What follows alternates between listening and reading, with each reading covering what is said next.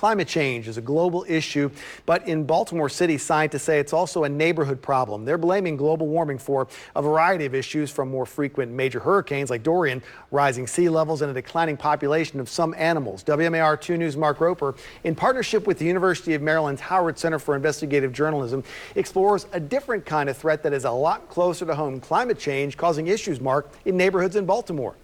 Yeah, good morning, Christian. The group we worked with found it can also have a direct effect on some people's health and safety, and much of it depends upon your zip code. It's something a few neighbors told us they hadn't thought about until now.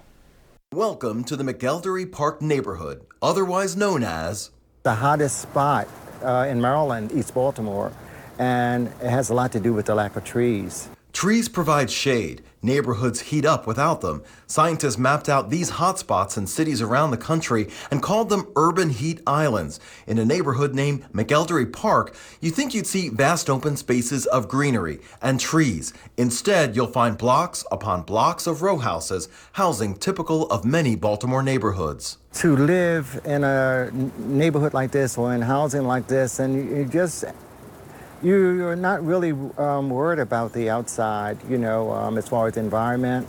You're worried about your safety sometimes. You're worried about actually paying your mortgage or your rent. There are things that take precedence over, environment. Students at the University of Maryland's Howard Center for Investigative Journalism found those row houses are another cause for concern. Over the summer, reporters from UMD and Capitol News Service placed heat sensors inside several homes and found it was often hotter inside than outside. I think it's an issue of concern, but I don't think most people realize how important it is. That's what the problem is. We all need to be more informed of what kind of illnesses it can cause. Doctors say people who live in neighborhoods determined to be a heat island have higher rates of chronic illnesses, which can be made worse by the heat, especially lung diseases such as asthma, emphysema, or chronic bronchitis. It causes Ida Scrivens to worry about the health of some of her elderly neighbors. We've had some in the area that was on the oxygen tank. So if they turn that air conditioner off, or whatever type of way that they can get air, I have to say, it's dangerous for their life.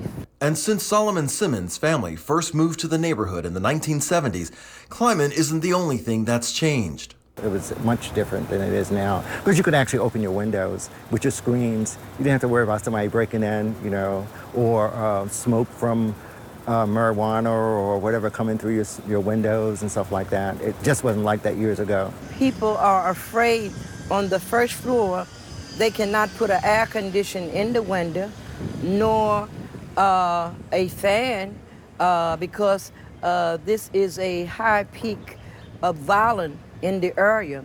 We don't even sit on the steps, less more to have an air conditioner and a fan in the window.